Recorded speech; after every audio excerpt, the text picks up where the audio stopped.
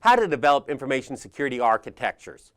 Know what your business goals are, what you need to protect. Remember, that architectures allow you to include defense in depth, make sure you have proper coverage without too much overlap so you're not wasting resources and you are fully protected. So determine the information security architecture model that will provide the organization the level of detail necessary. Be it SABSA, be it ITIL, be it COBIT, doesn't matter, whatever one works for your organization to create that security framework that addresses how information security is going to be implemented. Identify the layers of security architecture that need to be defined. Physical, technical, managerial. How many of each you need, what type of protection you need. Define the various security architectures that need to be implemented, be it firewalls, be it physical walls. For each layer of security architecture that needs to be defined, analyze and document the following. The assets to be protected. You have this architecture to protect your assets. So understand what's being protected, the value of it, so you can put the right level of security there. The reason for the protection, liability, just sheer value. You really care about it and someone else would care to have it even more than you. The process by which the protection will be implemented. Physical, technical, smart cards for technical, fences or guards for physical, personnel responsible for implementing.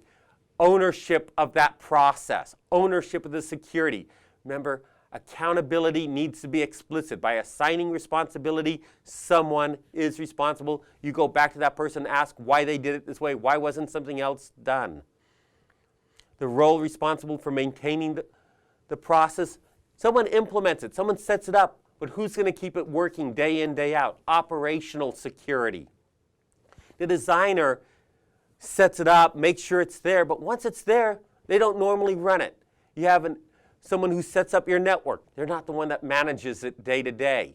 The network team may set up a server, but one specific person's responsible for the box. Same concept.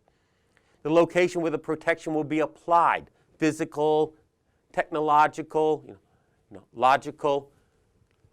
Where it's going to be applied. And it may not be a physical location. It could be a logical thing. Permission structures instead. It could be a wall, could be a fence, could be a guard at a specific door. And a timeline for implementing the protection. And the timeline may be dictated by budget and resource constraints. You got to get a guard to watch this. Well, the guards you have aren't trained. You don't have any that have the ability to carry a gun. They don't have that. So you have to go and hire one, but there's a big concert happening or some big festival, so all of them are tied up. You have to wait 2 weeks for a decent one to come available for a long-term engagement.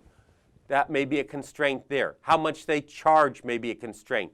Maybe you don't get an armed guard. You get one that's unarmed but physically trained to deal with the threat.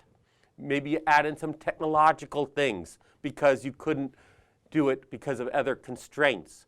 The timeline can change. The budget can change.